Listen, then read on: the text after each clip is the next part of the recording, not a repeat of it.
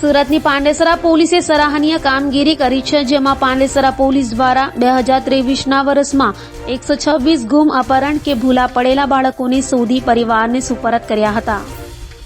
સુરતની પાંડેસરા પોલીસ દ્વારા વર્ષ 2023માં અનોખી કામગીરી કરી હતી, જેમાં વર્ષ 2023 દરમિયાન પાંડેસરા પોલીસ મથક વિસ્તારમાં ગુમ થયેલા, અપહરણ થયેલા કે પછી ભૂલા પડેલા 126 જેટલા બાળકોને પોલીસે શોધી માતા પિતાને સોંપ્યા હતા. વધુમાં પોલીસે જણાવ્યું હતું કે પાંડેસરા વિસ્તારમાં ઇન્ડસ્ટ્રી વધારે છે, જેના કારણે યુપી, બિહાર, ઝારખંડ સહિત અનેક રાજ્યોથી કામદારો રોજગાર માટે આવતા હોય છે અને તેઓ કામ ધંધે જાય ત્યારે બાળકો એકલા હોય અને ગુમ, અપહરણ કે રમતા રમતા રસ્તો ભૂલા પડવાના કિસ્સાઓ વધ્યા હતા.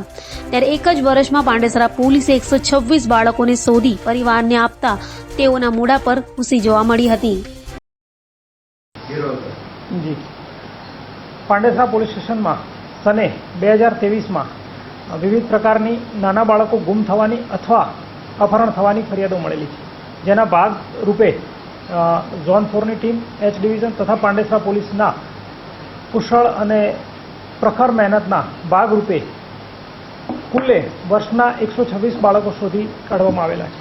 જ્યારે પણ બાળક ગુમ થવાની, અપહરણની કે કોઈપણ રજૂઆત પોલીસ સ્ટેશને મળતી હોય છે તો પોલીસ સ્ટેશનના હાજર કર્મચારીઓ પોતાની સંવેદના અને બનાવ સ્થળ અને વ્યક્તિની ઉંમર તેમજ ગંભીરતા જોઈને સત્વરે રિસ્પોન્સ આપવાનું ચાલુ થઈ જતું હોય છે. જેના ભાગરૂપે પાંડેસરા પોલીસે વર્ષ દરમિયાન 126 બાળકોની તાત્કાલિક 24 કલાકમાં શોધ કરેલી છે, જે ખરેખર પ્રશંસનીય અને માનવીય અભિગમ છે.